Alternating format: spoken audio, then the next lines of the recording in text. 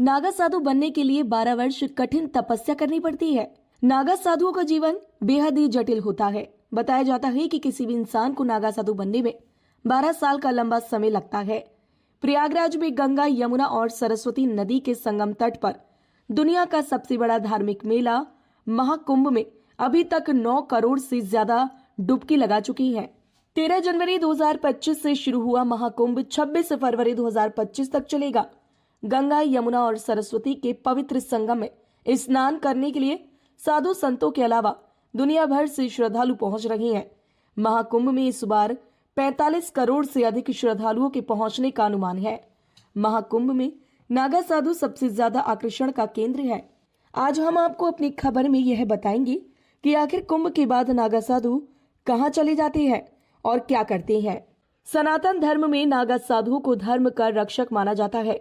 नागा साधुओं को 12 वर्षों की कठोर तपस्या करनी पड़ती है। नागा साधु भगवान शिव के वैरागी स्वरूप की पूजा करते हैं।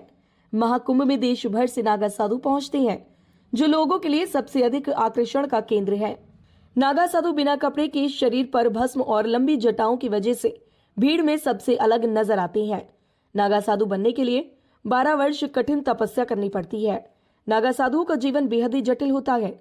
बताया जाता है कि किसी भी इंसान को नागा साधु बनने में 12 साल का लंबा समय लगता है। नागा साधु बनने के बाद वह गांव या शहर की भीड़भाड़ भरी जिंदगी को त्याग देते हैं और रहने के लिए पहाड़ों पर, जंगलों में चले जाते हैं। उनका ठिकाना उस जगह पर होता है जहां कोई न आता न जाता हो। अखाड़ों में नागा साधु को अनुशासन और संगठित जीवन जीने की शिक्षा दी जाती है।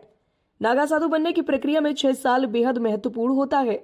इस दौरान वह नागा साधु बनने के लिए जरूरी जानकारी हासिल करते हैं। इस अवधि में वह सिर्फ लंगोट पहनते हैं। वह कुंभ मेले में प्रण लेते हैं, जिसके बाद लंगोट को भी त्याग देते हैं और पूरा जीवन कपड़ा धारण नहीं करते हैं। सबसे खास बात यह है कि वह बिस्तर पर नहीं सोते हैं। नागा साधु बनने की प्रक्रिया की शुरुआत में सबसे पहले ब्रह्मचर्य की शिक्षा लेनी होती है। इसमें सफलता प्राप्त करने के बाद महापुरुष दीक्षा दी जाती है। इसके बाद ज्ञानोपवीत होता है। इस प्रक्रिया को पूरी करने के बाद वह अपना और अपने परिवार का पिंडदान करते हैं, जिसे बिजवान कहा जाता है। नागा साधुओं को एक दिन में सिर्फ 7 घरों से भिक्षा मांगने की इजाजत होती है। अगर उनको इन घरों में भिक्षा नहीं मिलती है तो उनको भूखा ही रहना पड़ता है।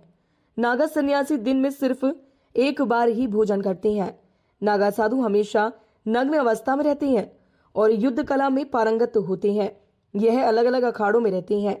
नागा साधु अपना भोजन खुद बनाते हैं। अपने दिगंबर रूप की वजह से प्रसिद्ध होते हैं।